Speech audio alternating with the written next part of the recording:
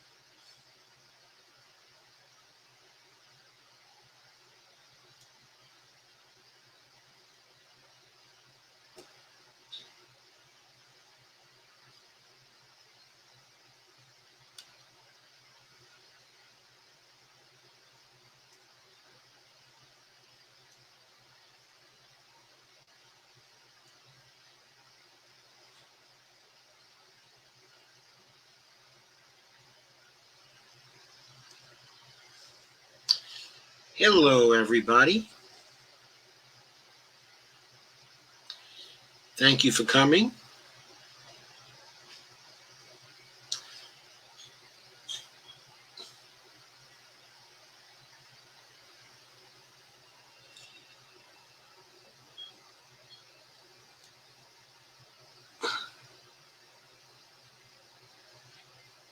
Hi, Dolores. Hi, Claudette.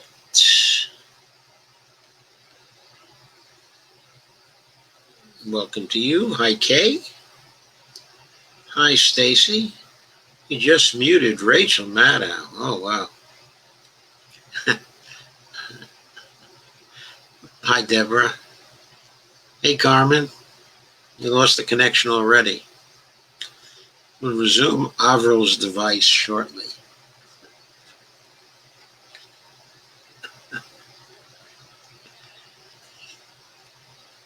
Hi, Lana.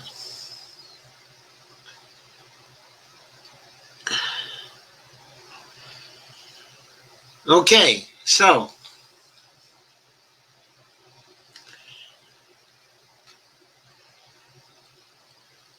we really don't know how things are looking when it comes to the negotiations on the relief bill,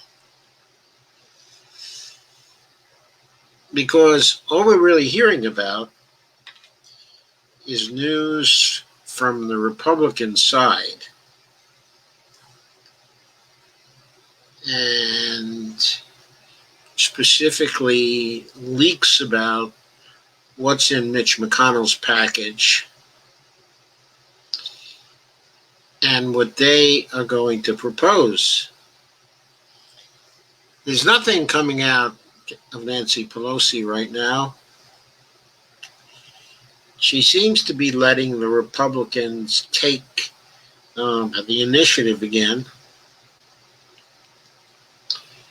I think we know how that goes.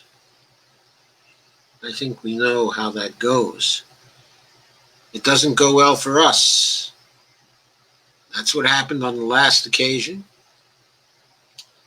When I say the last occasion, I'm talking about that's what happened with the CARES Act. And that looks like what's happening with this as well. I see some comments here. Yeah, I'm going to cover some of the things mentioned in the comments because I'm going to go through some articles now. I'm going to start sharing the screen.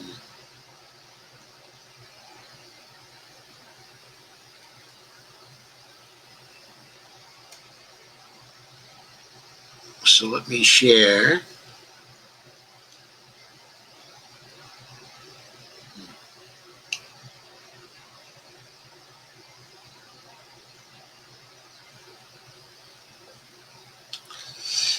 Oh, sorry, I got to bring up some things here. I guess I was kind of rushed here tonight. And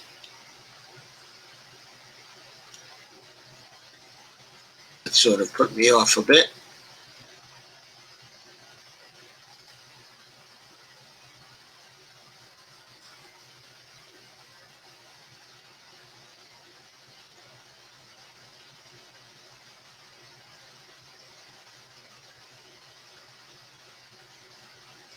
Hang on there, let me catch up to myself.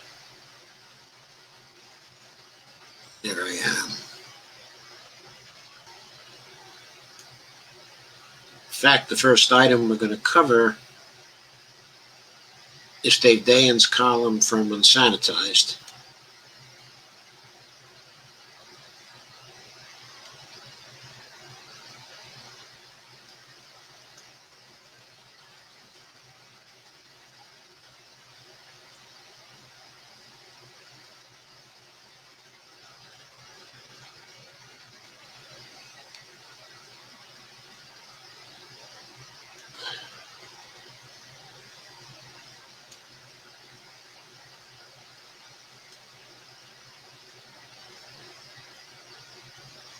And then we're going to go over and look at some articles from Common Dreams as well.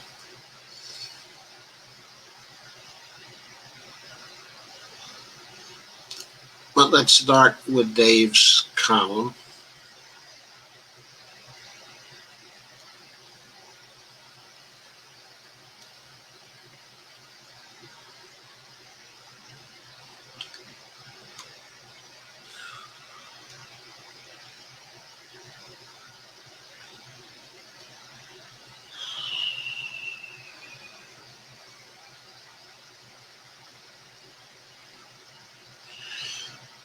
So that column is titled Unsanitized. Mitt Romney wants to use the crisis to cut your Social Security. So, of course, we don't have enough trouble with the bill being prepared by Mitch already. Now we have some Republicans pulling stunts, trying to use the relief bill for other purposes. Of course, that's been a characteristic of the bill from the very beginning on the Senate side, and for that matter on the House side too, since the House, Nancy Pelosi, was trying to get a bailout for lobbyists as part of the relief bill. Here's a picture of Mitt, and Dave says, at least Mitt's happy. Social Security and Medicare recipients may not be. And Dave says Treasury Secretary Mnuchin went on CNBC this morning to describe the agreement between the Senate Republicans and the White House on a coronavirus response bill. This is one half of the Republican caucus with no Democratic or House Republican input, and it took 3.5 days to get that far. The boosted unemployment runs out in 2 or 3 days for most of the 25 million recipients with the July deadline. Another 1.4 million new people signed up for unemployment last week, and millions more are joining them as the economy sags. But important figure here, another 900,000 people have joined them for the special pandemic unemployment program for gig economy people. So the total number of unemployed there were last week went up to 2.3 million. The 1.4 million was an increase of about 108,000 from the 1.3 million from the previous week. Everybody is making much of the fact that this was an increase, the first increase in the number of unemployment claims in many months.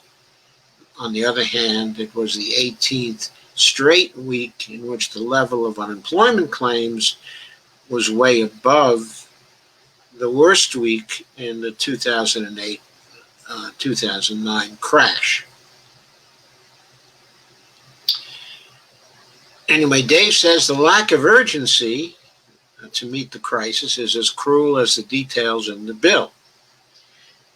Quickly, here are the elements in a bill that's less than 1/3 the size of the House Democrats' opening bid, the HEROES Act. We know that that was not a very good opening bid in itself. Thank you, Nancy Pelosi. There's $105 billion for helping schools, with $35 billion of that only for schools that reopen on time. Of course, a very bad idea with the coronavirus wreaking havoc again in the country.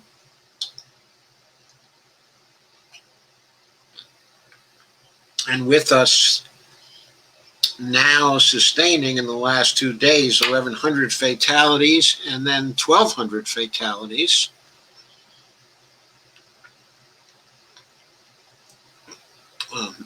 As of this morning,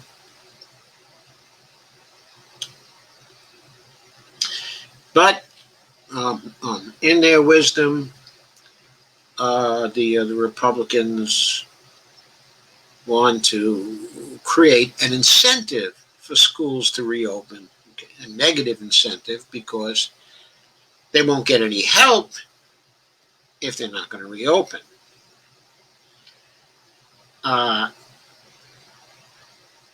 Second, there are payroll protection program checks for businesses that lost more than 50% of their revenue. There's $16 billion for testing, a vague promise of direct payments to individuals, though since Dave wrote this, we're getting news that there will be $1,200 again, another round of $1,200 payments. And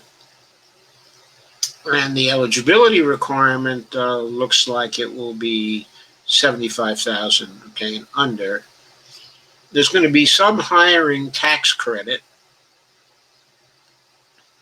In other words, if employers hire people, they're going to get a tax credit. And there will be unemployment benefits with a wage replacement of 70%. This is being interpreted by people as extra unemployment benefit of between $175 a week and $200 a week. I don't know exactly how that's calculated, how the 70% is translated into that, but that's the figure I'm hearing. So that compares, of course, with the current extra $600 a week and represents a reduction in that of more than 2/3. Dave says that there was no corporate immunity mentioned, but we can assume it's in there. And yes, we can assume that it's in there because since then news has surfaced, as we'll go over, that they have asked or proposed that there be a liability immunity for corporations and for schools and for other institutions. Dave points out that the extra $600 a week in unemployment right now, at least in theory, was supposed to provide 100% replacement for workers at the median income. I think the median income is something like $56,000 per year. It was given as a flat benefit to everyone because state unemployment systems were said to be unable to alter it for individual applicants. So that's at least a 30% cut to unemployment benefits, pushing them down to at least $420 a week and maybe more, depending on how they define the wage replacement and what they plan to do. There was talk yesterday of an extension as low as $100 a week. And then he says, he puts an update on that. There are many reporters presuming the 70% wage replacement translates to $200 a week, down from $600. Missing here is the payroll tax cut Trump wanted, but also missing is any money for state and local governments. It's good that the payroll tax cut isn't in there, and so it doesn't seem like it's going to get in the bargaining framework, though Trump may try to force it in by vetoing any bill that he's handed. The $150 billion from the CARES Act could now be used for budgetary purposes rather than just coronavirus related uses, but that's it. This is arguably worse than the unemployment insurance cut. The lack of state fiscal aid in the last bill induced the states to reopen prematurely and will just keep us on a perpetual yo-yo until there's a vaccine, with millions of state and local workers thrown off the job. The bill is a nightmare, and it puts the two parties apart as the cliff, the economic cliff, looms in this case. But this may not be the worst of it. To placate angry conservatives who think you only break budgets with trillion-dollar tax cuts and unlimited military spending, not help for unemployed or sick people, a measure facilitating future cuts to Social Security and Medicare could find its way into the bill. And the prime mover behind that is every Democrat's favorite 2012 presidential candidate, Mitt Romney. Romney has been pushing publicly for including a bill of his in the relief package called the Trust Act. That was written with Joe Manchin, every Democrat's favorite Democrat, right? Romney's Trust Act would create bipartisan, quote, rescue committees, unquote, to come up with plans to make each federal trust fund, Social Security and Medicare, but also the Highway Trust Fund and others, solvent for the next 75 years. Sounds like their plan for the post office, which is putting the post office into bankruptcy, right? It's modeled after the, quote, cat food commission in the Bowles-Simpson process. Like with that, once the plans are approved, they get a fast-track delivery to the House and Senate floor with no ability for amendment. The plans would still need to reach a 60-vote final threshold to pass the Senate. Rising host Sagar Enjeti was the first to report that the Trust Act could be folded into the relief bill. The New York Times included it in their roundup last night. Update: Senator Mitch McConnell has confirmed that the Trust Act will be part of the base bill he introduces. That's probably a throwaway that he's going to use for bargaining, I hope. But anyway, this would be appalling. No federal trust fund, by definition, can reach bankruptcy. Congress can always replenish it. Well, I'm not sure how effective that sort of comment is. Why? Because by definition, okay, it's by definition. Well, the Republicans have another definition. And their definition is when the trust fund reaches zero, for some reason, they think the federal government has to stop appropriations for Social Security, okay, or for Medicare, or for federal highway construction, okay, or whatever, because those trust funds are zeroed out. Now, they don't tell us why they think this has to be the case, because they have another definition. Okay, for them, by definition, when you reach zero, spending has to stop. Now, what Romney wants to do here is create a process to force a resolution to earn the benefit programs on his terms. While it doesn't fully eliminate the filibuster for Social Security cuts, it builds a process to invite those cuts to be made.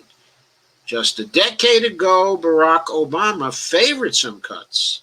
And remember, it was more recently than a decade ago, Obama was pushing some cuts through 2015. That was only 5 years ago, folks. Moreover, it's designed to trap Democrats. Mitch McConnell wants nothing more than to kill social insurance spending while keeping his fingerprints off it. Passing the Trust Act would set in motion a runaway train that has to move inexorably towards chipping away at Social Security and Medicare. It would restart the fiscal mania in Washington and pressure Democrats to be serious by degrading the most popular programs the party ever created. Of course, Mitch McConnell wants that to happen. Of course, he proposes that. He's always proposing stuff like that. So are the Democrats going to roll over and take it? Well, they bargained away a lot of their leverage, of course, with the CARES Act because they gave the Republicans what they most wanted and most needed, which was a money cannon to bail out the largest of their corporate donors and the corporations owned by those particular donors. And they got a $4.6 trillion money cannon to do that, none of which they've had to use so far because they have been able to sell lots and lots of corporate bonds because everybody knew that if they ran into any trouble, they could turn to the money cannon to shore them up, and that there was $4.6 trillion sitting behind them. So since everybody knew that, they haven't had to turn to the $4.6 trillion. But if they do over the next 2 or 3 months, they're well backstopped by that $4.6 trillion. And that was what the Republicans wanted. They got that because Nancy Pelosi let them have it in the bargaining for the first bill. So why did we get a majority of Democrats running the House? So Nancy Pelosi could cave to the Republicans, obviously. So fierce grassroots pushback stopped this cold during Bowles-Simpson, but the deficit hawks only have to be right once. It would also conveniently be an enormous distraction during what's expected to be an extended economic downturn. There are a few decent ways to achieve solvency. Eliminating the payroll tax cap for Social Security, for one. Of course, you could use platinum coins. That would be another way. You could do overt congressional financing. That would be another way. But that's not what this process is meant to do.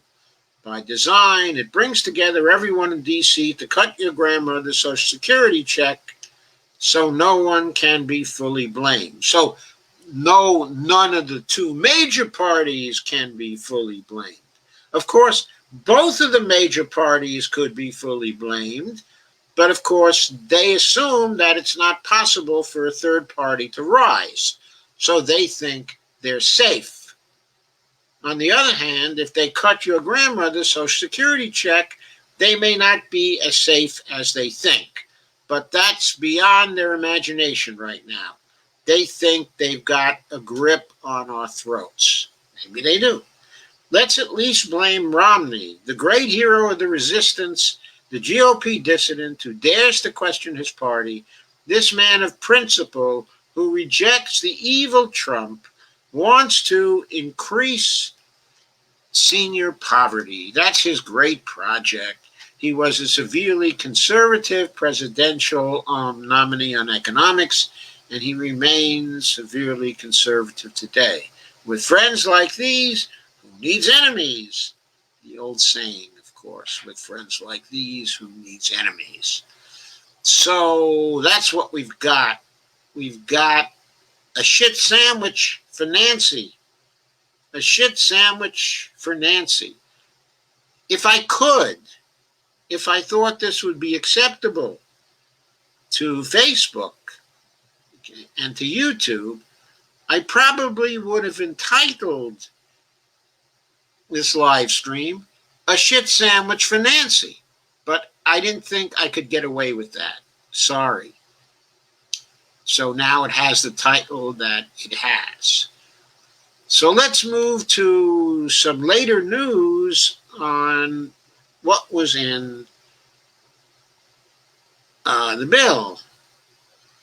I'm now going to share a Common Dreams article. Why does it keep going back to that? I don't know. Please share, by the way, everybody. I need a lot of shares to this. I got too few views last night because there weren't enough shares. Please help out.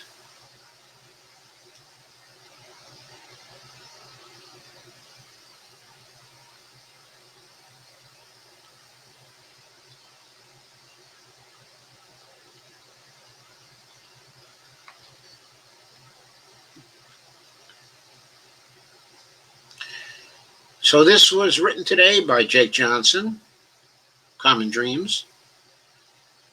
Showing contempt for the American people, quote unquote, GOP floats slashing boosted unemployment payments to $100 per week.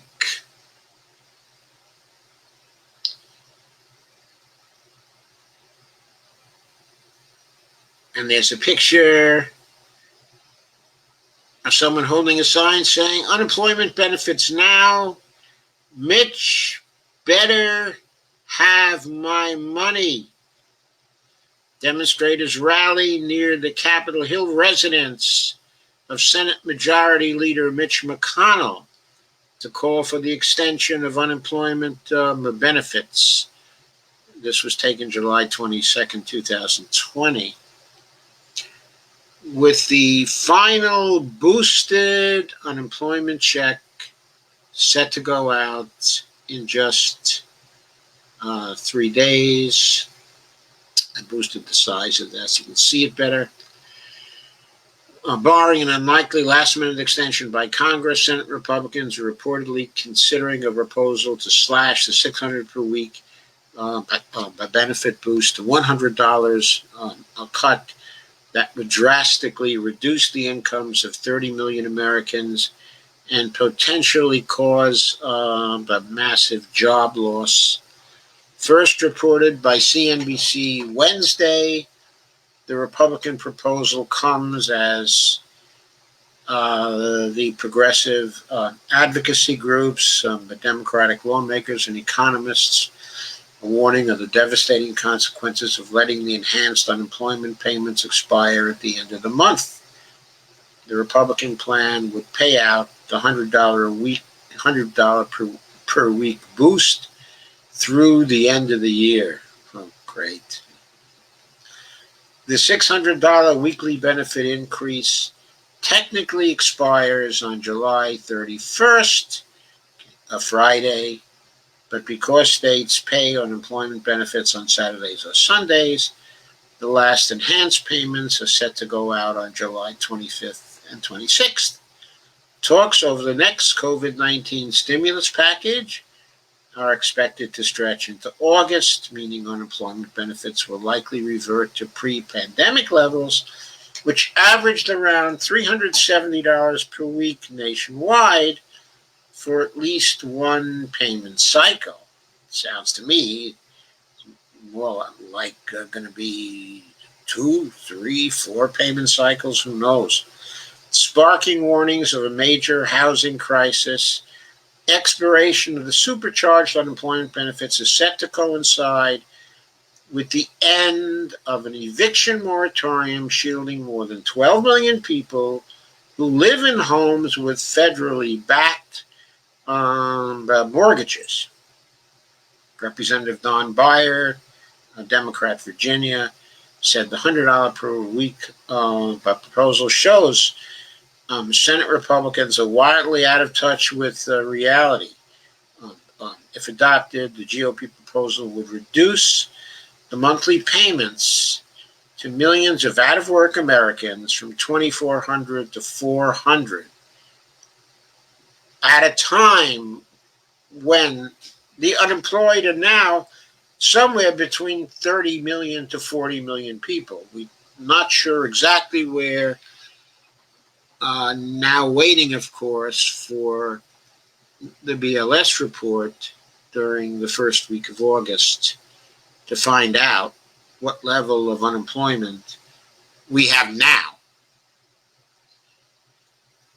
Bias says, seriously, just $400 a month, cutting monthly income for 30 million families by $2,000 would cost the country millions of jobs. That this wouldn't just be horrible governance; it would show contempt for the American people. But not just contempt for the American people; it shows contempt for the economy, because it's surely going to cause a crash, especially when coupled with the eviction moratorium ending, and also with rental moratorium ending, so that people can be evicted from their rental homes as well. I mean, everything is expiring, though in some states, but the moratorium for rentals at least is going to go on. Economic Policy Institute research director Josh Bivens estimated that reducing the weekly unemployment insurance boost from 600 to 100 would cost the United States more than 4 million jobs over the next year. I think that is an underestimate, a severe underestimate. And the reason why is because of the downward spiral. I mean, that kind of cut is going to have a chain reaction effect in the economy, and coupled with lack of assistance for state and local governments, which the state and local governments have been waiting for, you're going to see huge layoffs of people now working for state and local governments. Along with that, these two things together are going to create a deep depression. A deep depression. I mean, we've already got a depression, obviously. People kept out of work, but at least their cash flow was being sustained to some degree by the 600 a week. Ron Wyden tweets, the entire economy depends on the Republicans putting partisan games aside and extending unemployment insurance. Now, why is there an unemployment insurance crisis now? Part of it has to do with the Democrats and the CARES Act. Why did they compromise on the CARES Act? If they had passed a payroll subsidy, a guarantee, a nationalization of payroll at the time of the CARES Act, if they had taken seriously the Jayapal bill in the House, if Nancy Pelosi had pushed that and said they weren't going to agree to anything without that, and they weren't going to agree to anything without also wrapping in the ABC bill into that, then we would be looking at a crisis now. There would be no crisis now, because those bills were for the duration of the crisis. They were not temporary. We have this crisis now, of course, because the Republicans have what they want. They have their hands around the throats of the people, and so they're trying to push a shit sandwich on the people. But why are we in this position? Because Pelosi accepted a shit sandwich in March. That's why. It has as much to do with Pelosi, who should pay the price, as it does with the Republicans. Her inability to negotiate, to bargain hard as the Republicans, has created this particular disaster. Now, everybody will point out, well, she doesn't want to bargain hard because she wants to do things for her donors, so she doesn't care about the people, so she deliberately did this. Yeah, maybe so. Okay, maybe so.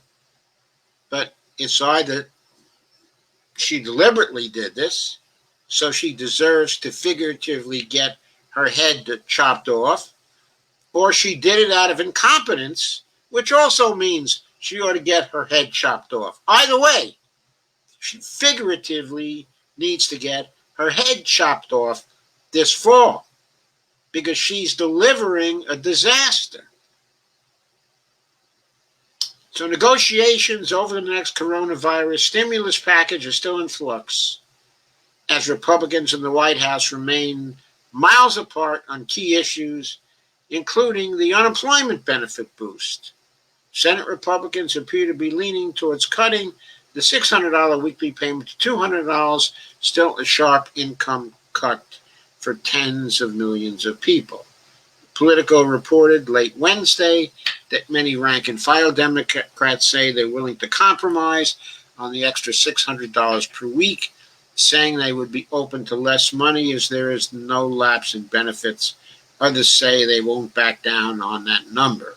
Those rank-and-file Democrats who want to compromise, okay, already, it's not the time to compromise now. It's the time to be tough. To offer, if you want to negotiate on the $600 a week, then make another offer. In other words, say, okay, you'd be willing to get rid of the entire $600 a week if payroll were nationalized for all the people who lost their jobs during the pandemic.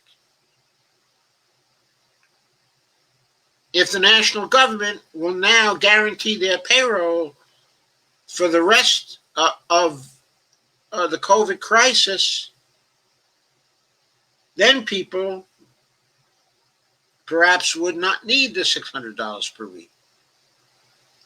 Okay. Or at least if you're going to negotiate down to $300 or $200 per week, then have the nationalization of the payroll in there also. And of course, it goes without saying that there needs to be no lapse, okay, in benefits. Mitch McConnell is expected to roll out the GOP package on Thursday, 2 days after laughing off the possibility that any COVID-19 legislation will pass by the end of the week. On Wednesday afternoon, protesters marched to McConnell's home in Washington, D.C., demanding an extension of the boost of $600 per week, saying without the $600 we'd be in dire straits, one protester told a local ABC affiliate. With the kids being home during the pandemic, it helps an awful lot because there's always something needed. There's always something that has to be done. No, absolutely. Absolutely true. So,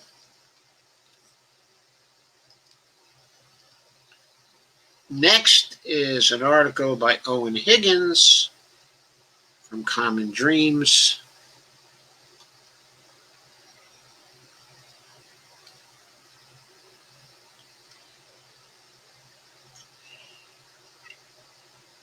And that was published also today. It says, unconscionable, quote unquote. As unemployment claims tick upward, GOP seeks to gut the $600 weekly benefit. And there's a little graphic, closed due to the coronavirus, red sign, hanging at the glass door of a shop saying closed due to coronavirus. As U.S. lawmakers debate the details of extending or cutting federal unemployment benefits that have helped Americans weather the COVID-19 pandemic, jobless numbers rose for the first time in 3 months last week as millions remain out of work. Congress needs to act immediately, EPI Director of Policy Heidi Shierholz wrote Thursday of the need for an extension of the $600 unemployment benefit. If they let the extra payments expire and then reinstate them, it will be a needless administrative nightmare for state agencies and recipients who will face a lapse in benefits several weeks in most states. And so the state agencies and recipients will pay the price. Heidi points out that this is now the 18th week in a row that unemployment insurance claims have been more than twice the worst week of the Great Recession. Thursday's unemployment numbers hit 2.3 million. Once you combine the 1.4 million regular unemployment claims with the number of claimants for the pandemic unemployment assistance PUA program passed as part of the CARES Act economic stimulus.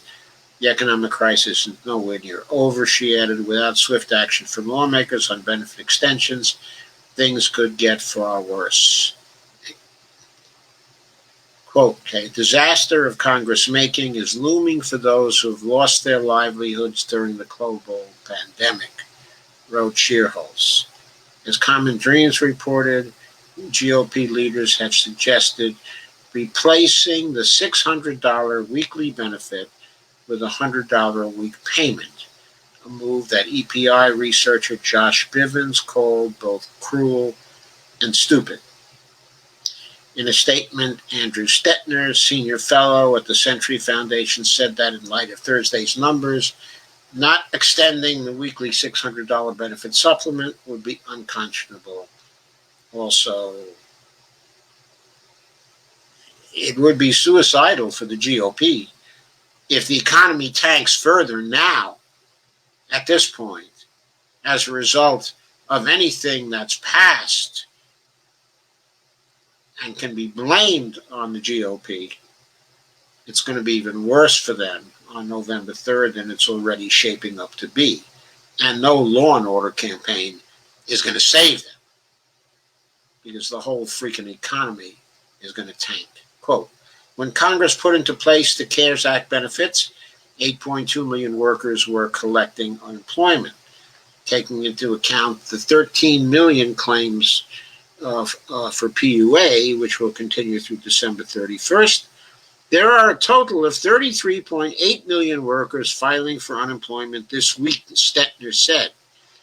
Given these realities, it's preposterous that Senate leaders are floating a $100 weekly supplement at a time when there is no end in sight to economic distress.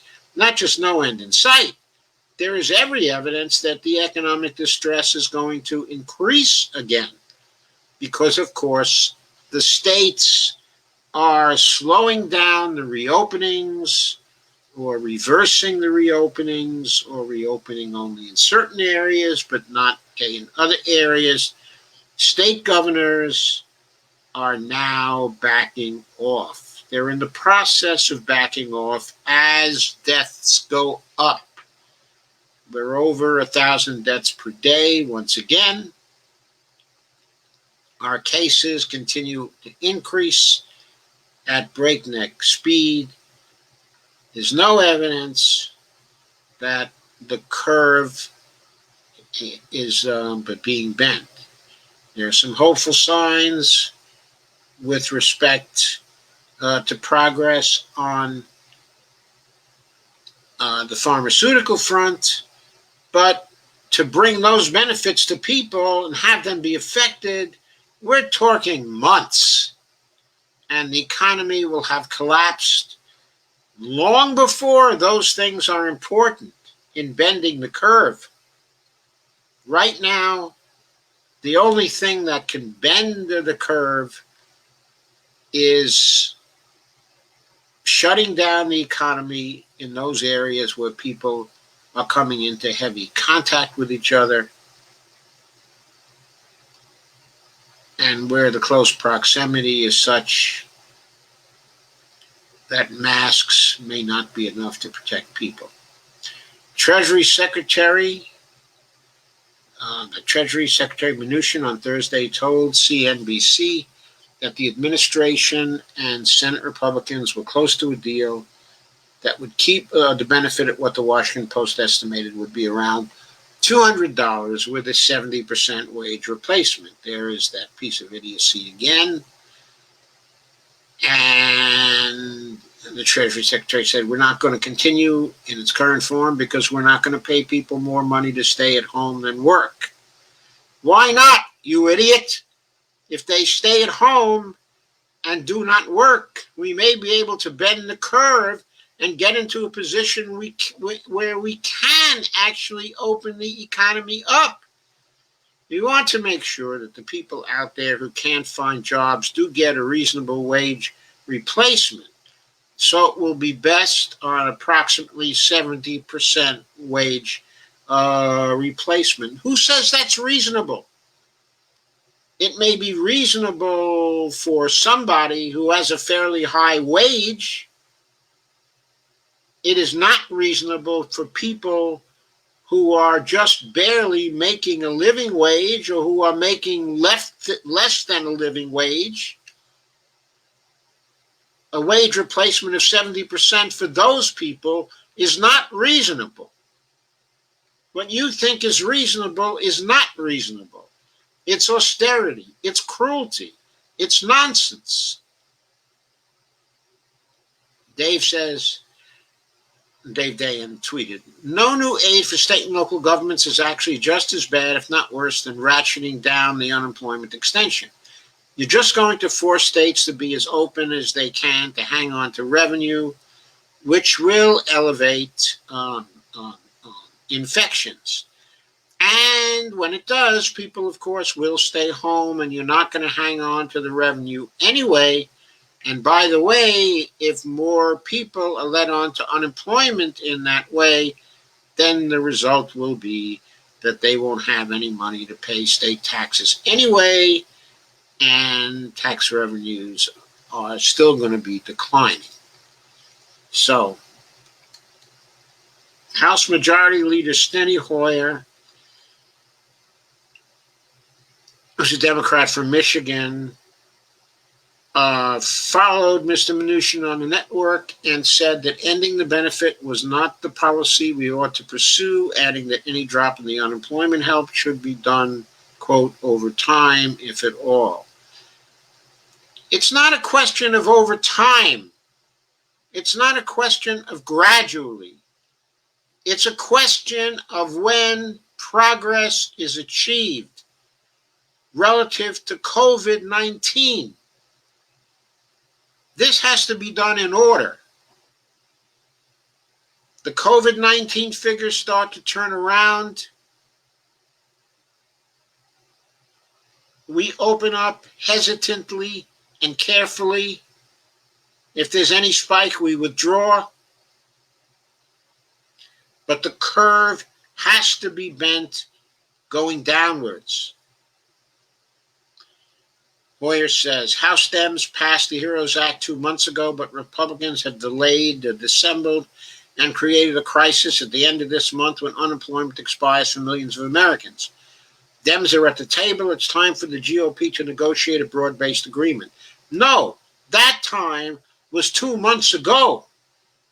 That time was 2 months ago. Why have they let it go this long? So that they would have negotiating strength, because they knew that Steny and Nancy and the rest of the centrist Democrats would not have the will, would not have the courage to tell them no, to say, we say no to your shit sandwich. Now, the Republicans still want something. They want something that's largely unacceptable. And that something is important to them and their donors. We will get to that shortly, and we will discuss what that is. At this stage, you're seeing all the wrong elements for recovery. Gregory Dacko, chief United States economist at analyst firm Oxford Economics, said to the New York Times, okay, quote, a deteriorating health situation, a weakening labor market, and a softening path for demand. In a statement, Groundwork Collaborative Executive Director Michael Linden noted the economic damage that ending the benefit would cause and called on Congress to act quickly to extend the payments. Quote, not only would it be morally reprehensible for President Trump and his conservative allies to cut the income of 30 million families during a pandemic, it would also be devastating for an economy that is already severely damaged and heading in the wrong direction, said Linden. Quote, Congress must move quickly to do the right thing for families and the economy and extend these expanded benefits until this crisis is finally truly over, he added.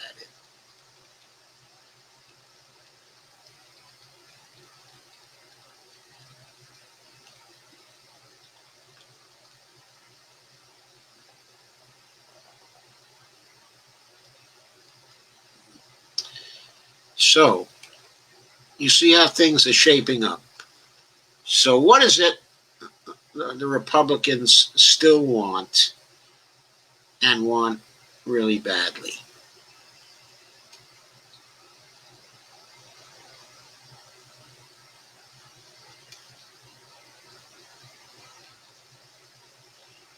And now we see it.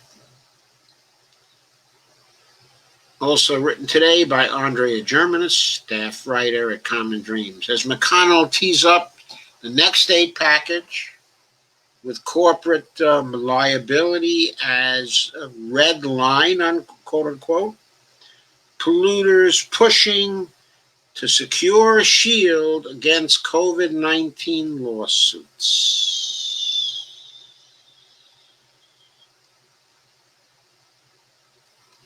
New lobby filings reveal that polluting industries have been working hard to secure legal protection from lawsuits stemming from a coronavirus pandemic.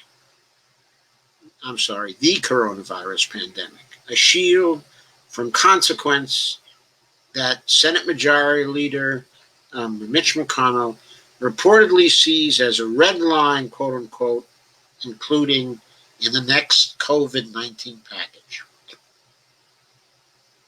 Environmental advocacy group Friends of the Earth drew attention to the lobbying reports released this week from the Plastic Industry Association, Dark Money Group, Freedom Works, and companies including fossil fuel giant ExxonMobil and agri-giant Smithfield Foods, whose Sioux Falls, South Dakota processing plant became a coronavirus hotspot.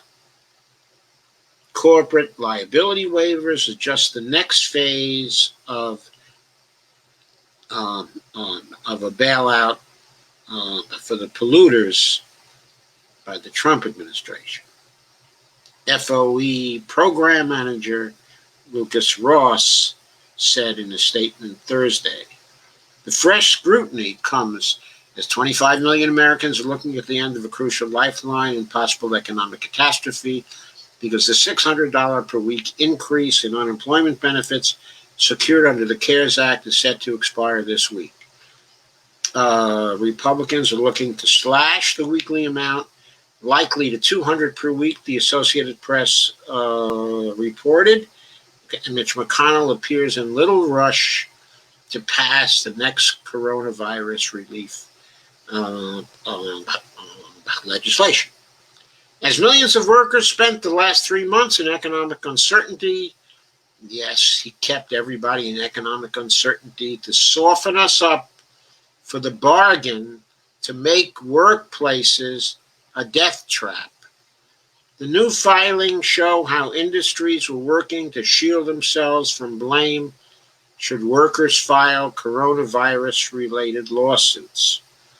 According to FOE, other polluting corporations and dark money groups that lobbied for such liability protection include ConocoPhillips, the American Petroleum Institute, the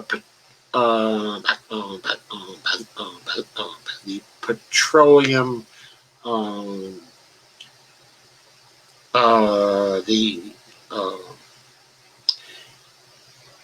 the Petroleum Marketers Association of America, the Chamber of Commerce, and utilities, including Exelon.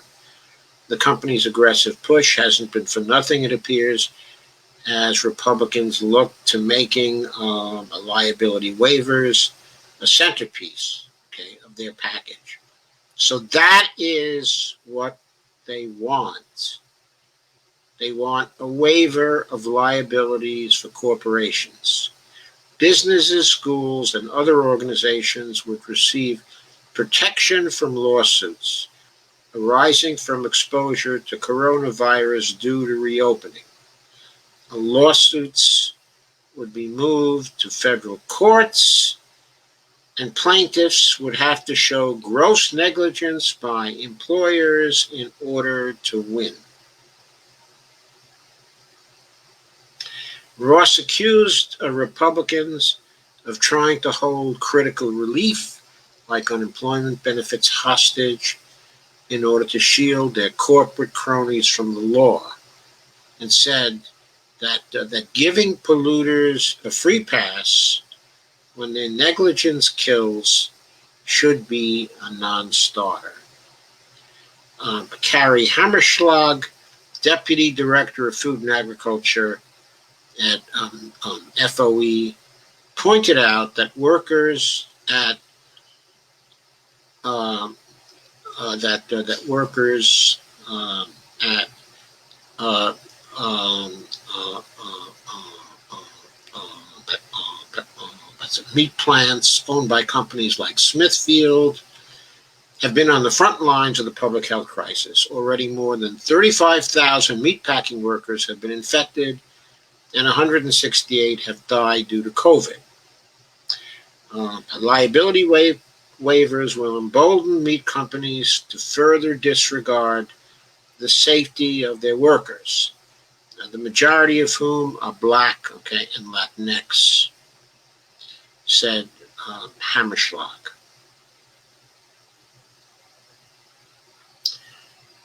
That is what they want.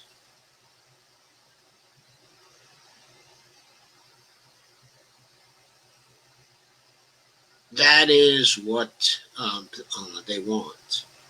The only way to get anything substantial out of them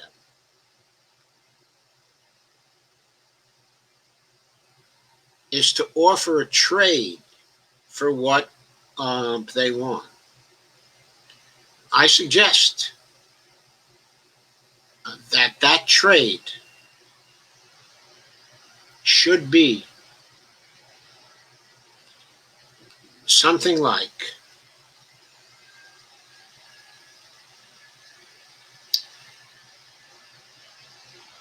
the Jayapal bill, the nationalization of the economy, has to pass. The Jayapal-Tlaib bill, the automatic boost to communities, has to be part of the package. And third, there has to be a Medicare for all extension, but based on the Jayapal House bill for the duration of the coronavirus and for 1 year thereafter. I think that's what Nancy Pelosi ought to propose to the Republicans. And she should tell them that if the people don't get that, then the corporations don't get their waiver. That is the price that they will have to pay in order to ensure that their donors are held harmless for liability from the coronavirus crisis. Now, why do I think that would be an acceptable trade? First, I want to be very direct about this.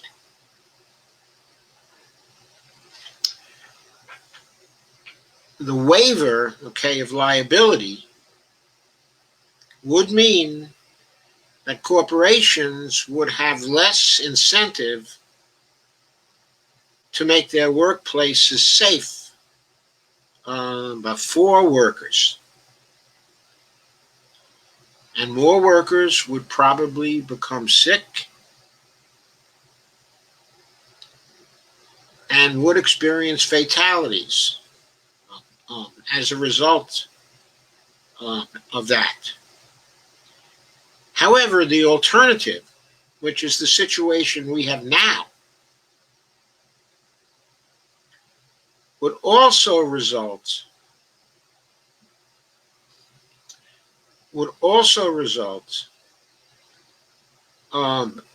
in fatalities for workers. If people don't have a Medicare for All program, then we know a certain number of those people are going to die. we know millions of people have already lost health insurance. There are various estimates. There are people who expect that with all the people still losing their jobs and without having nationalization of payroll, that we may immediately experience 30 million people losing their health insurance. That's going to result in 30 to 40,000 fatalities from people just due to lack of insurance alone. First of all, but further, people need insurance even more now to get treatment for COVID if they do get sick. But secondly, people would get a guaranteed income of $2,000 a month for the duration of the crisis under the ABC Act. Individuals would get that. Families then would be far better off. Would people return to work? Well, if payroll, is nationalized, they might well return to work.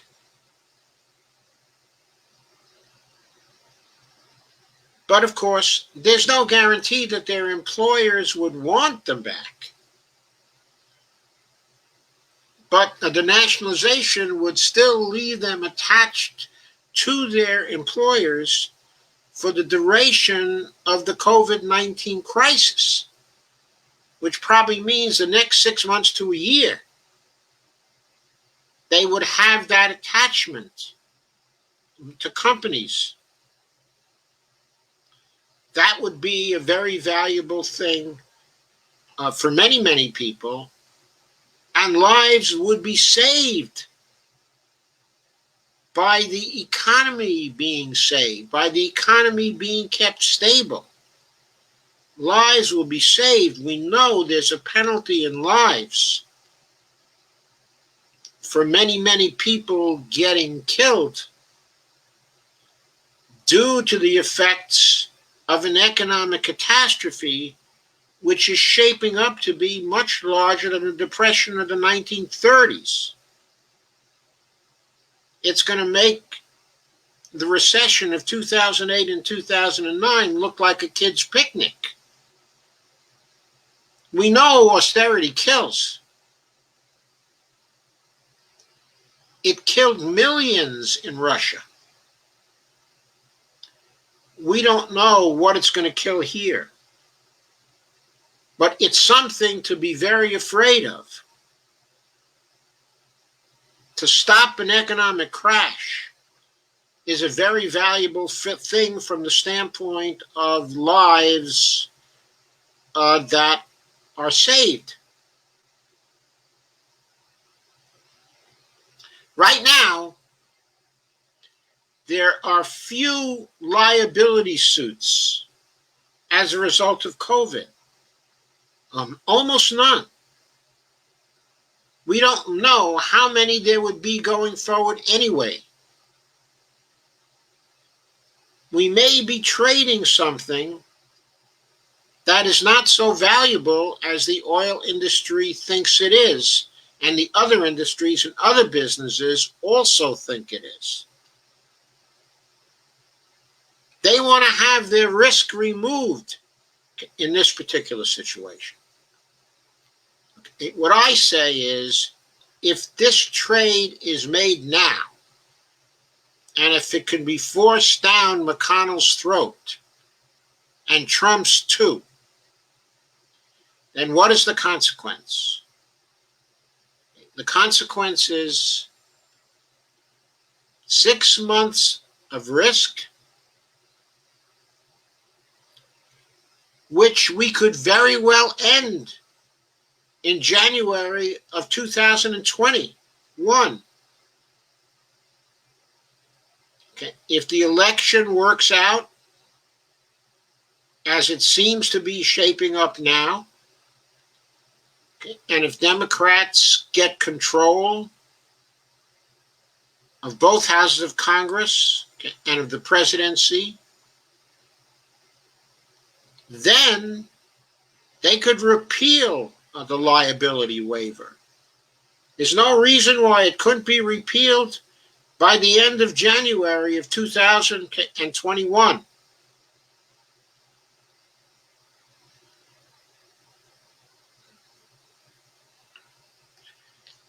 The companies are already liable. They are already liable for the danger they put their employees in up to this point. Waiving the liability now as part of this bill doesn't have the effect of relieving them of liability up till now. It would relieve them of liability, as I said, for 6 months. If we could repeal the liability waiver in 2021, they would again be liable after that. So I'm saying giving them the waiver, okay, of liability might not be as serious as it is at first glance. It is a very negative thing to do, certainly. I'm not going to apologize for the seriousness of it, okay, at all. It's a bad thing to do. But if we can avoid the collapse of the whole economy while getting the ABC Act for people and getting the nationalization of payroll for people and getting Medicare for all for people through this time, then it seems to me that's a trade that we can probably make. But here's what we have to realize. Here's what we have to realize. If Nancy Pelosi goes in with this kind of trade, she has, or with any kind of trade, she has to have the guts to tough it out. She has to have the guts to walk away from the table.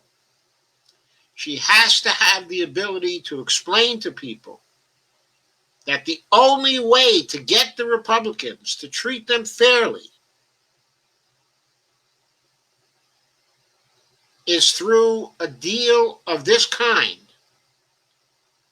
and that if we don't force them to accept this deal, if they're not forced to accept this deal, then people will come away with almost nothing from this particular Relief Act. So she's going to have to ask people. She's going to have to ask people to outlast the Republicans. At the same time, as many of those people are losing their rental homes, at the same time as many of those people are going into default on their mortgages again. She will have to ask people to be willing to sacrifice that, pointing out that if they do, the rewards of Medicare for all, the ABC Act, and the Nationalization of Payroll Act will be there for them and can begin to make them whole again. And she can also point out to them that if they see to it that these Republican. These Republican people who constantly legislate against the real interests of the American people, that if they are defeated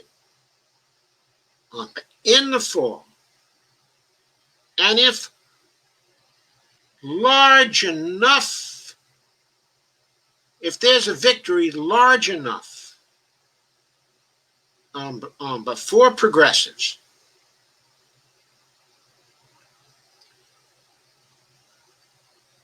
that then many other acts of benefit to the public at large can finally be passed,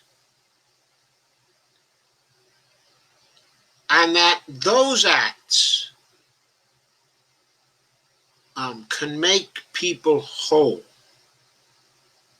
And she has to promise them that she will work to make them whole, that she will give up on pay-go, that she realizes that the federal government, as a monetary sovereign,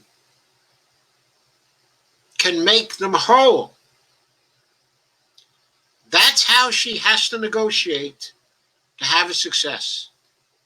Now, I'm not saying that she's going to do that. I'm proposing what's necessary to be successful. I mean, I am laying it out there. I'm saying, in order to get the Trump administration and Mitch McConnell to agree, you have to give them something their donors want very badly.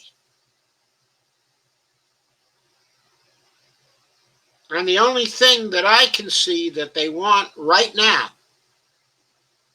is they want to have liability for their donors waived. They want that really badly. So Pelosi has to use that as a wedge. And she has to ask people to suffer through a tough negotiation of weeks, perhaps a month, perhaps even longer, until the Republicans come to the table. Because as the election approaches, and as their poll numbers get worse and worse and worse, they will come to the table. But Nancy Pelosi has to learn to play hardball right now. There is no time to do anything else. Otherwise, there's nothing but the shit sandwich for us. And if that's the way it turns out to be, then the responsibility is both on the heads of the Republicans and also in Nancy Pelosi's lap. And that's my view of the situation. I'd be interested, extremely interested in your comments. I'm just going to check, just going to make a last minute check to see if there are any further developments. Quickly.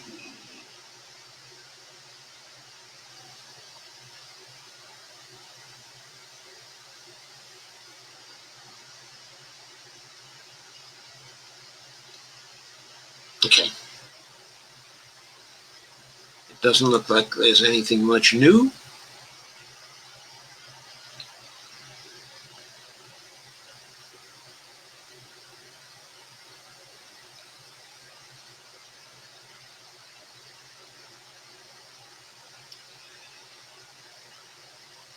Okay, so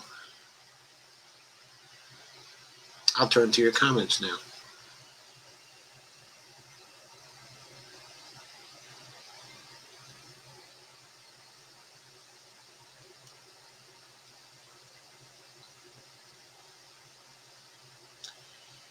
Okay, by the way, thanks for sharing.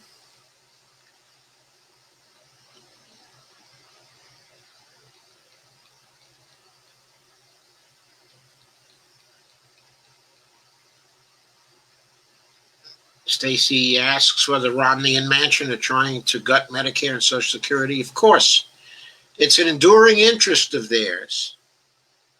An enduring interest of theirs. They want to privatize Social Security so they can profit from it. Avril says, hi, sunshine.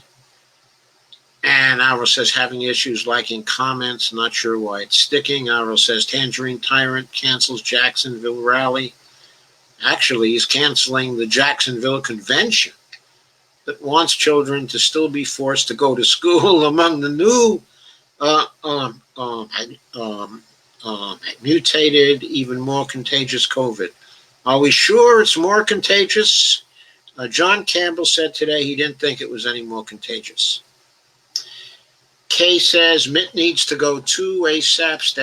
Stacy says, oh, and I read somewhere that you have to reapply, as if it wasn't nearly impossible the first time. I don't know if you have to reapply. You shouldn't have to reapply because there wouldn't be an interruption in your state unemployment. You would continue to get that. So if you were on the state rolls, okay, of unemployment, the federal government already having your data for the enhancement should be able just to restart the payment. So I'm not sure that you have to reapply. Avril says terrible arm twisting about schools reopening on time to get funding. Yeah, that's a Republican ideological thing. Stacy says, my children are adults, but I do have a 9-year-old grandson and a 2-week-old grandson. The 9-year-old will continue his online schooling in Baltimore County, at least for the first semester. I may have to homeschool my youngest because she is having problems with college chemistry.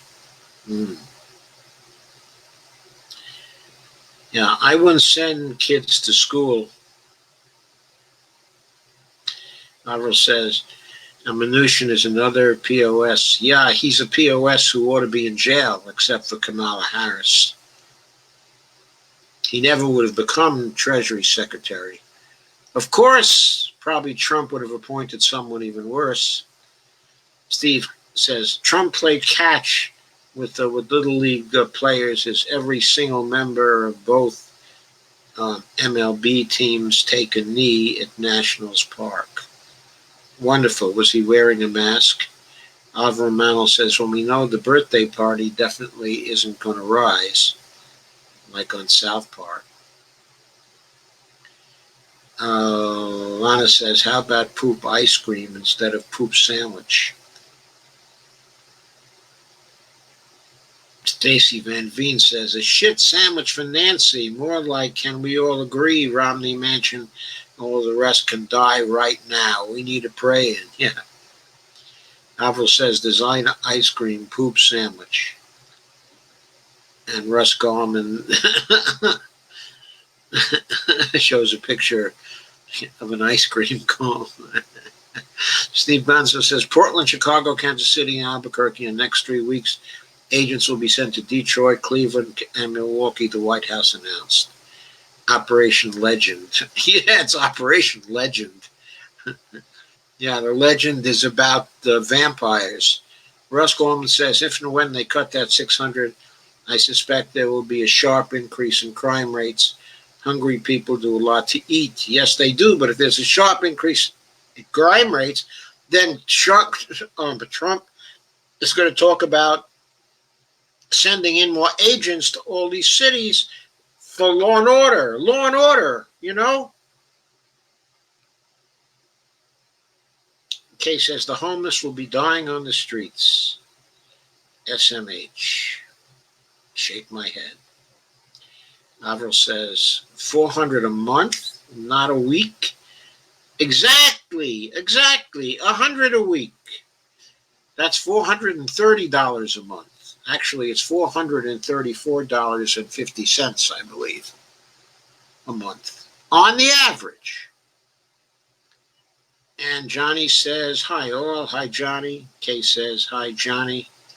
Lana says, Russ, it's already happening. More crime. Russ says it'll accelerate like a plane on the runway. Stay says it'll hit the mids too and the upper mids. It'll be catastrophic. Yeah, the economy, such a decline in the economy would hit everybody.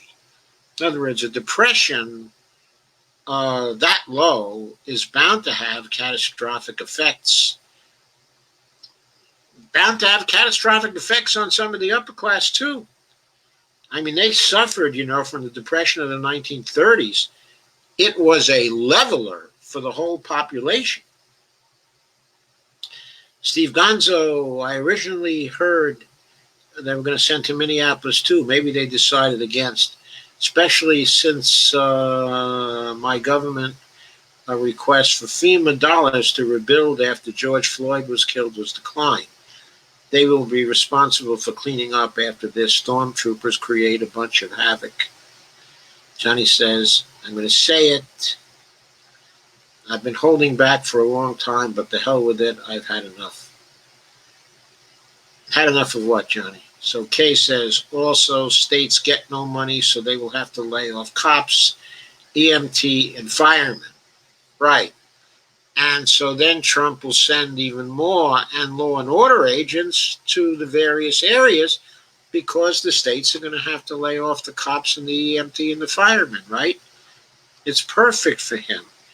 I think it's really necessary for Nancy Pelosi, maybe before she starts to negotiate on this bill, while she's waiting for Mitch to come back with a bill, maybe what we should do is impeach Trump. What she should do is impeach Trump again, just while she's waiting. Impeach him for constitutional violations in sending the agents in. Pulling people off the streets. Violations of the Fourth Amendment. And violations of freedom of assembly.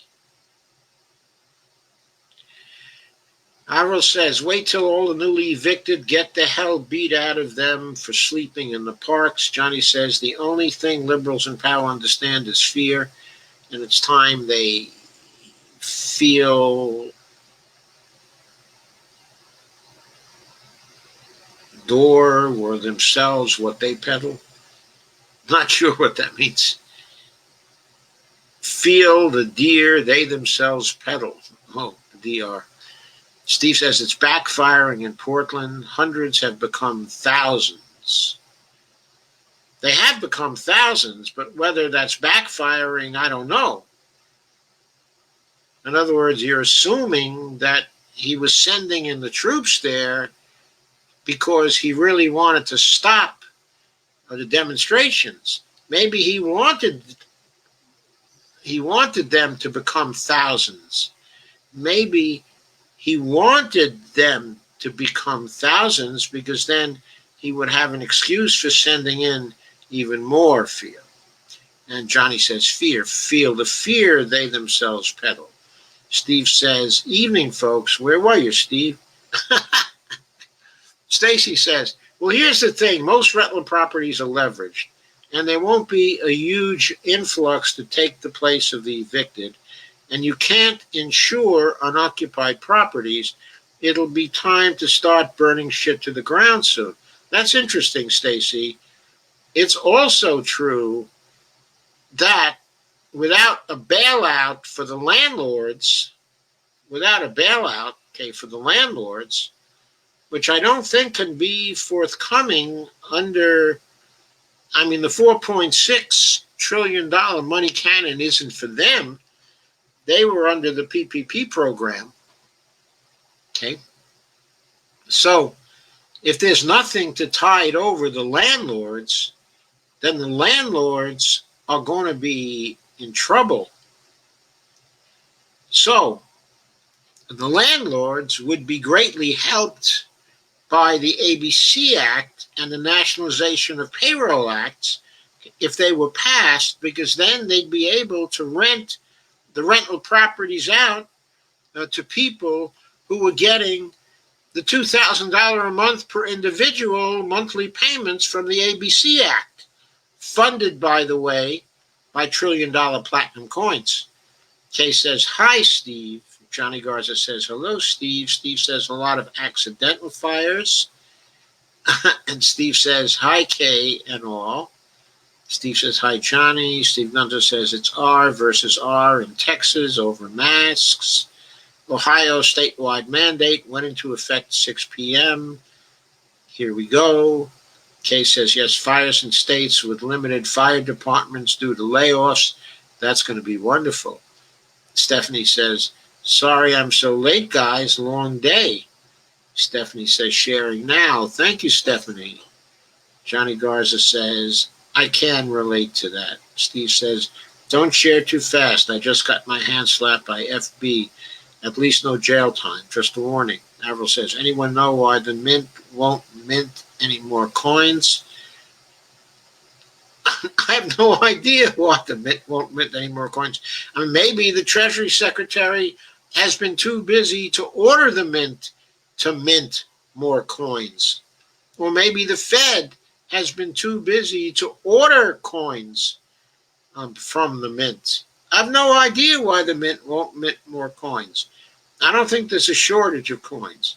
Dawn Forster said, good, was watching sad things on Portland. Yes, I'll be talking about the sad things in Portland and other places on Saturday. It'll be time to go into that again.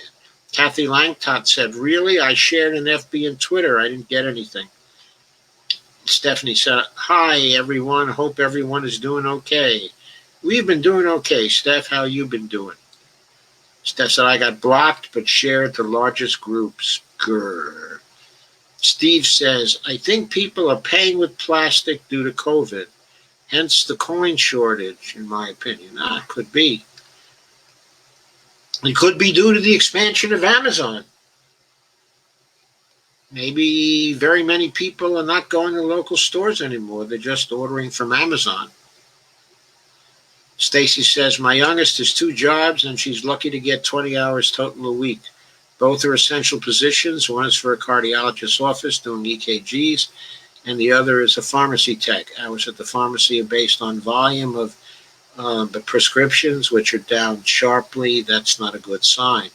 Yeah, people are not seeing doctors for ordinary things because they're afraid to go out. They're just trying to get rid of the COVID.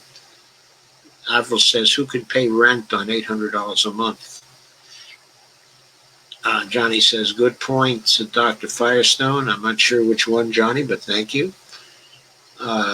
Steve says, Facebook has me on their shit list. I recently did 3 months in FB jail. Oh, God. That's terrible, Steve. Stacy says, seriously, I'm hoping all these MFers died.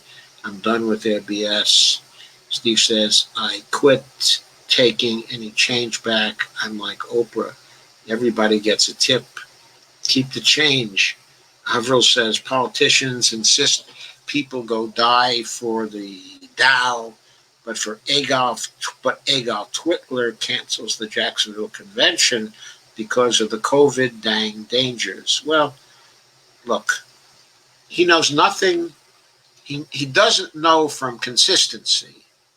He doesn't know from honesty. He lives his life hypocritically. He talks hypocritically. He's a special privileged character. What applies to him doesn't apply to any of us ordinary human beings. That's the way he lives his life. And most of the time, or much of the time, he's gotten away with it. Steve says, one for a 1-bedroom apartment here in LA starts at $1,500. It starts about that here too, except for subsidized housing. Stacy says Dems had more fun with the heroes aspect and naming the bill than they cared about actually helping people. They disgust me. Well, it's Nancy and her supporters, her cohorts. And Avril says, Steve Wolfbrand and shelters are full of COVID, bed bugs, and lice. Dawn Forster says, I won't be able to live in Florida long term. I'm here to take care of my elderly father. But does your father have to stay in Florida, or is it possible to bring him further north where the costs are a little less? I guess actually one of the reasons why people are in Florida is because it's relatively low cost compared to other states, isn't it? Joanne says, still, no politicians are addressing the poor and homeless. Steve says he can call him Doc or Dr. Joe. He's not formal. Laugh out loud. JK, just kidding. Yeah, you can call me Joe. You don't even need to call me Doctor. Johnny says they're all on the same team, all trying to do the same thing according to their donors. Their hard work is trying to look like they're doing any good for us. That's it. Dawn Foster says control. And Steve says we actually had cases of typhus. Kay says suicides will be through the right roof suit. Kay says poor people are damn sick of living like we have been for way too long. We are. Joanne says homelessness increases going through the roof. Steve says BRB. Don Foster says didn't Tyson meat packers have problems too? I think they did. And Kay said they have to re-engineer their places. They have their people much too closely together. Everybody has to wear masks and face shields. That's the only way to make that go forward. And they don't want to make that go forward because they'd have to raise the prices for meat. They don't want to do that because they're afraid everybody would then go vegan, which might be a good thing. Kay says, an ER doctor reported today that people are coming into the ER and waiting hours and walking back out saying they would rather die at home. Kay says, I would too, to be honest. And Johnny said, yes, I believe they did. Joanne says, impeach Trump now. Avril says, making corporations exempt from COVID debts and illness is part of that TPP oppression. It is. It's absolutely part of the oppression. Johnny says this is class warfare. Right, it's class warfare. So we've got to fight this class war. We've got to fight this class war. We've got to get what's ours. Joanne says, vote out all neoliberal politicians in favor of MMT progressives. You betcha. Russell says, Nancy will never in a million years do that. She's a Repub too. I know, but we still need to call on her to do it. We need to call on her to do it. Then we need to condemn her for not doing it. And we've got to basically bring that case to Shaheed. How are we going to beat her if we don't point out to people what she fails to do? Stephanie says, not feeling great, guys. I'm going to get off here. And she says a little early, Steph, I'm sorry to hear that. I hope you feel better. Johnny says, bye, Stephanie. Hope you feel better tomorrow. I do too. Evelina says, I have no sound. Kay says, sound is good for me, Evelina. I'll double check my sound.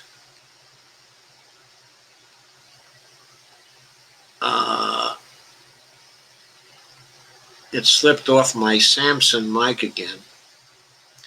It did do that, but I've got that fixed now.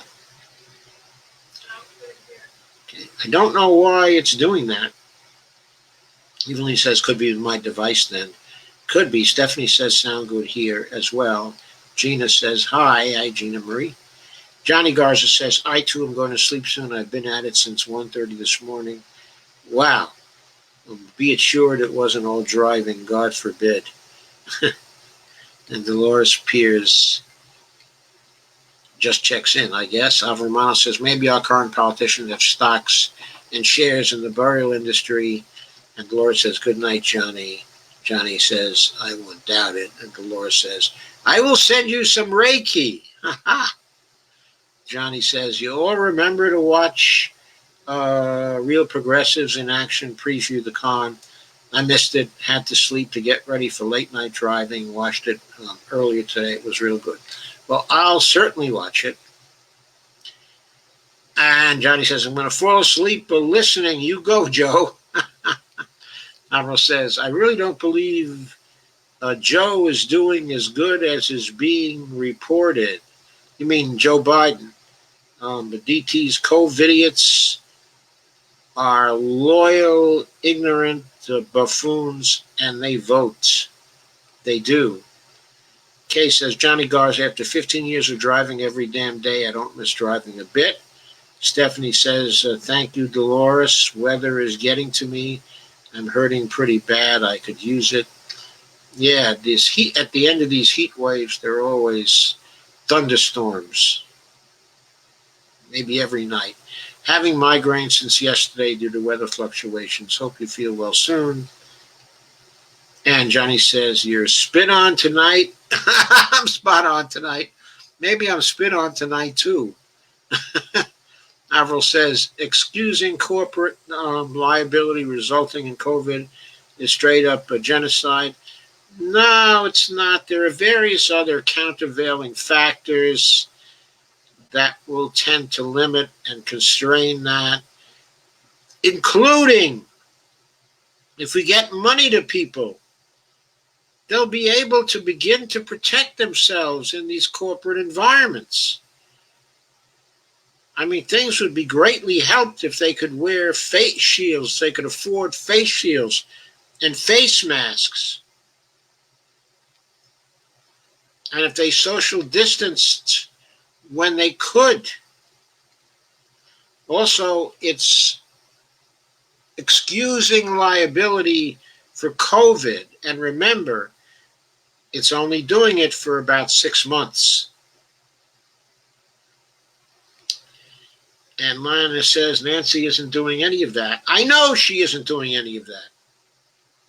Averill says, Dr. Joe is one of the voices crying out in the pandemic wilderness. Thank you. We all have to be voices crying out in the pandemic wilderness. Lana said, Johnny Garza, I watched the intro to the con last night. It was very good. I'm sure it was. I watched a little of it but today at the start. It looked like some good people were in there. And I saw Bill looking positively like Santa Claus, Bill Black, that is. He's looking more and more like Santa Claus all the time. It's very funny. Kay says, the Movement for a People's Party is going to Pago's house on Saturday, and Shahid Buttar for Congress is supposed to go with them to deliver demands for a people's stimulus. Steve says, I'll take a look at it, the con. I'm sure the con is great. I have no doubt the con is great. Is there some way in which the con can help us to get something decent out of the current crisis in Congress, folks? I want to know about that. We obviously do need to know about the con. That's certainly essential. But even more, we need to know how to get our Congress people to negotiate a decent response to COVID between now and election time. We tend to forget. There'll be pressures building up on them as we get closer and closer to the election. We have to make use of that. We have to make use of that to get them to negotiate. That's important.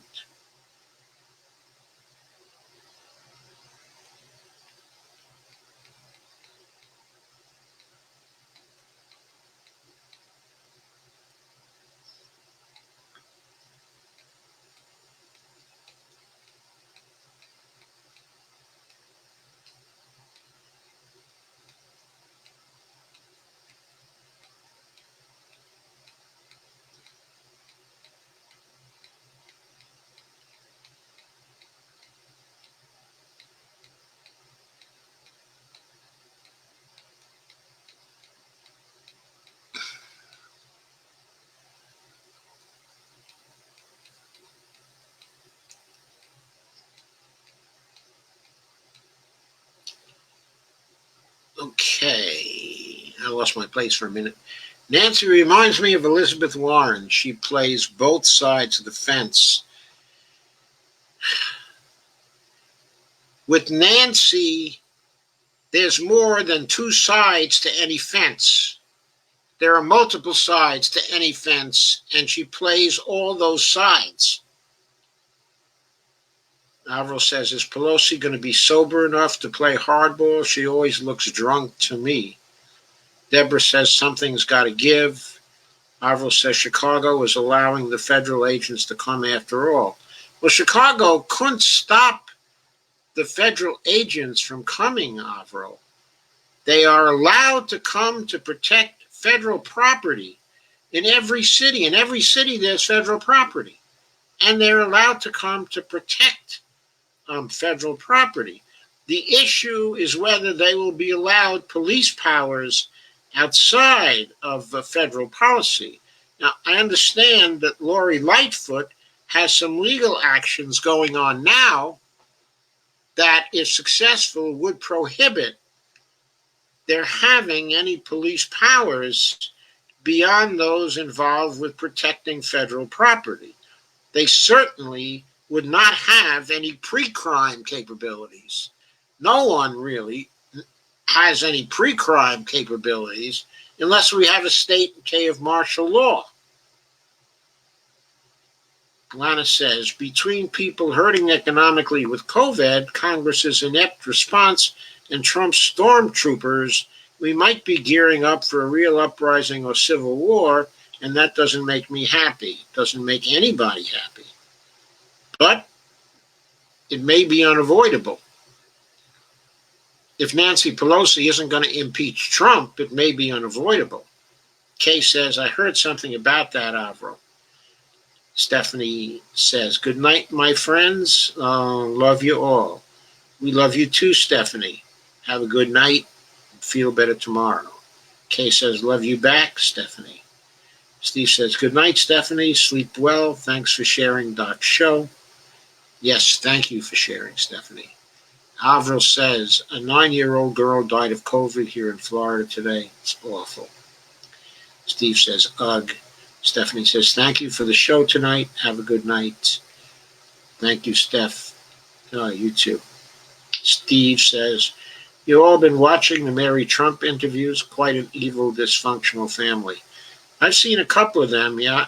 Real evil, dysfunctional family with Fred Trump at the center of it, first of all, and now with Donald at the center of the cruelty. Kay says, I knew most of that before she came out with the book, Steve. Stephanie says, good night, loves.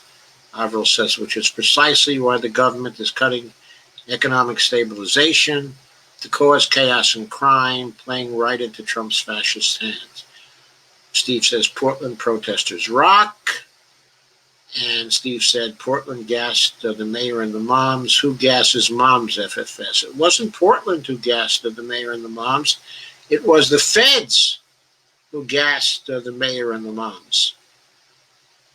And Steve Gonzo says, nope, no mask on Dr. T. Looked just as awkward as you would imagine. Laugh out loud. Avril says, protesters may need to stay back to not give fascists the excuse and invitation to occupy.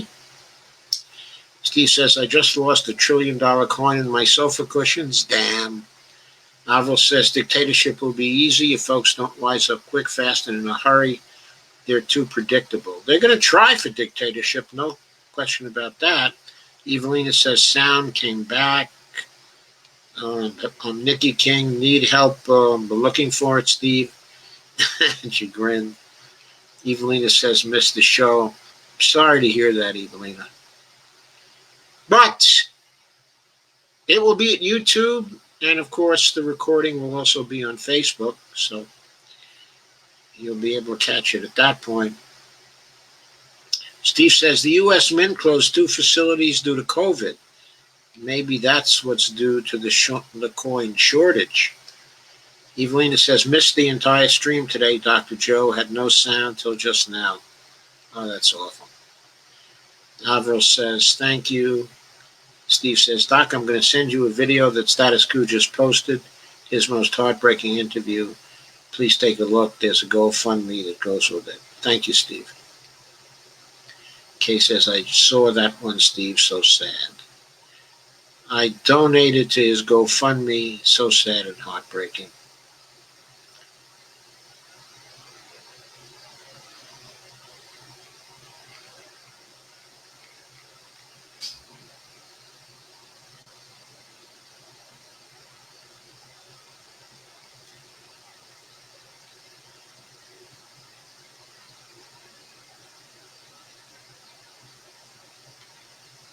And Harold says, would AOC ever confront Nancy on her slackness? If AOC is going to confront Nancy, it's going to be at the start of 2021. If there are more progressives added to the squad, and it looks like now there's a chance we might get 5 others, maybe 10 others, even maybe more. There are a number of possibilities in a number of states to add to the ranks of the squad. If we can get those, then the squad may have enough numbers to hold the balance for the speakership. That is not necessarily going to mean that one of the squad will become the speaker, but it may mean that Nancy can be displaced and Barbara Lee can become the speaker. And believe me, Barbara Lee would be a lot easier to deal with and a lot more honest than Nancy Pelosi. Steve says no. Avril says right, we know the con, but who has the anti-con? Johnny says, you woke me up with a damn good question. We need to push for a Pecorino hearing. No, you mean a Pecora hearing. Judge Ferdinand Pecora, the famous Ferdinand Pecora, who later became one of the mayors of New York City. The answer to your questioning and what they talked about last night. Kay says, Rising reported on the Kentucky AG suing companies and people due to pension cuts to state the retirees. Yeah, they did. And they pointed out, as you say, Kay, that he is a GOP too. And Johnny says, Pecora hearing, that is. Oh, yeah. And Johnny says, hard to sleep with good dialogue. Stacy says, does anybody remember Bada Bing from the course? She did a lot of research on the crash. So did Bob Swerin. Yes, they both did. I don't remember Bada Bing, but I remember Swerin. And Nikki King said, Trump comes from a long line of scumbag con artists. His grandfather was a pimp and a procurer of vice.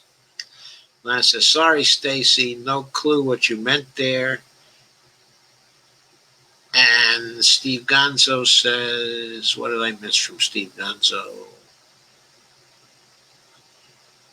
I learned the other day that Donald's uncle died of the Spanish flu. Yeah, I learned that too. And Steve said, I think it was the grandfather. And Ivor says, is Presley really a squad? Yeah, she is. She's one of the members of the squad. She doesn't always agree with the other 3 because, well, what she mainly disagreed on was Elizabeth Warren. And a lot of that had to do with the fact, okay, that Elizabeth Warren was the senator from her state. And she didn't want to be at odds with her senator who claimed, okay, to be a progressive. So, but usually when it comes to the squad standing together on something, the 4 women supporting each other, usually Presley is there. And she's strong. She's a strong voice. Vicky King says, maybe him too, but the Wikipedia page specifically mentioned Fred's brother. And Nikki King said they really like the name Fred and its variations, though, so it's a bit confusing. I think the reason why is because of they're of German descent, and Frederick the Great was important to them, and Frederick William, and Frederick this, and Frederick that. Frederick was a big name in Prussia and then in Germany. Steve says, AOC told that guy off that called her a fucking bitch. Good for her. Yeah, Ted Yoho. Avramano says, concerning the secret police abuses, who would ever thunk that we'd appreciate suicide bombers? Jesus. Okay. Lana says, how about the ugly crap going on to try to oust Omar by the centrist Democrats, in Minnesota? I think that's something I want to cover. I got your message, Lana. I think I'm probably going to pick that up on Saturday night. Navel says, I know that sounds foobar, but fascists take over fast. They do. They take over very fast. And we got to stop it. That's why I keep calling for impeachment of Trump now. I'm not saying Mitch is going to let him be impeached now. But what I'm saying is keep pushing on the impeachment. One of these days, Mitch is going to decide, pow, right in the kisser. One of these days, if the pressure builds up on the Republican Party enough, then Mitch may well do what we want him to do, not just on the Republican Party. If Mitch's polling starts to go down some more, I mean, Mitch has got a tight race. If his polling keeps going down, in spite of the huge amounts of money he's spending, he's going to want to save himself. Steve says, good night, folks. Lana says, cool. Steve says, good night, folks. Nikki says, Trump should step down and let Pence pardon him. I wouldn't be for Pence pardoning him. I don't want to have another Nixon situation. In other words, no pardon for Trump, as far as I'm concerned. He needs to face the music, because we've got a moral hazard situation here that's existed in this country since Ford gave a pardon to Nixon. It was that pardon, that motivated the things that Cheney did under Bush, that motivated the illegal things, that Bush did, because people have had the impression over the years that even when a president does terrible things and has to resign, or is impeached, that the president will just be pardoned, that he'll just be forgiven if he only just goes away because the country has suffered enough. No, we can't have that. If we have crimes, we've got to have punishment too. These people are committing crimes. They got to stop. Nana says good night. Nikki says night, Steve. Dolores says good night, all. And Kay says thank you for another great discussion. Wait a minute. Steve says it worked for Nixon. It didn't work for us. It worked for Nixon, but it didn't work for us. Avril says contacting AOC to tell AOC we want impeachment of tangerine tyrant and to pressure Pelosi. I don't think Pelosi will listen to AOC about this, but she might listen if thousands of people gather in front of her house and say, not another week for this tangerine tyrant. Kay says, thank you for another great discussion. I will miss you all tomorrow night. Nikki says, I wouldn't like it, but it's what Trump would do if he was smart. Well, he's going to try to do that, but what's the incentive for Pence to pardon him? What is the incentive for Pence to pardon him?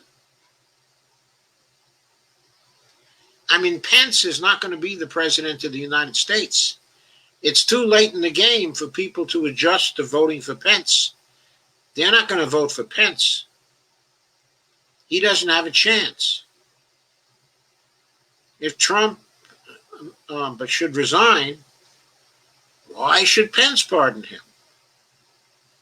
What does Pence have to gain by pardoning Trump or not pardoning Trump? In fact, he has something to lose because he may blacken his own reputation by pardoning Trump.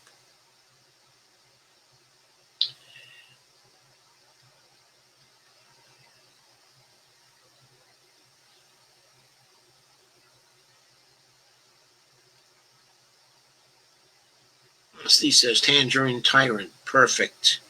Avril says, why was Cohen allowed out of prison again? He was allowed out of prison, I think, because of COVID-19. Avril says, okay, Callie, get on the job. Steve says, they are trying to Pelosi's house, but can't find it because she has so many. Seriously, yeah. I heard that on Pasta's program today. Okay, Nikki says, food for thought, Joe. Thank you. Thank you, Nikki. Thank you for coming. And thank everybody. Thank you, everybody, for coming and for hanging in and for being here. And Barney is waving goodbye. So I will wave goodbye too. And Russ says, I need to turn in for the night. See you Saturday. Great, Russ. See you on Saturday. Avril says, Pence will gain with the Dominionists, which is very dangerous. He'll gain with the Dominionists, but he's only got a few months. What does he really gain from that? I don't know. And why do Dominionists like Trump so much? Joy. And Steve says, find her house. Sorry. Anyone else in a COVID hotspot? Steve says, me. In LA. Johnny says, good night, Joe. Great show. And I got a heart from Deborah Wilson. Thank you, Deborah. And Lana says, good night, Bonnie. And Avril says, good night, John Boy. Nikki says, I think they see Trump as the path for Pence. Maybe, but okay. Anyway, good night.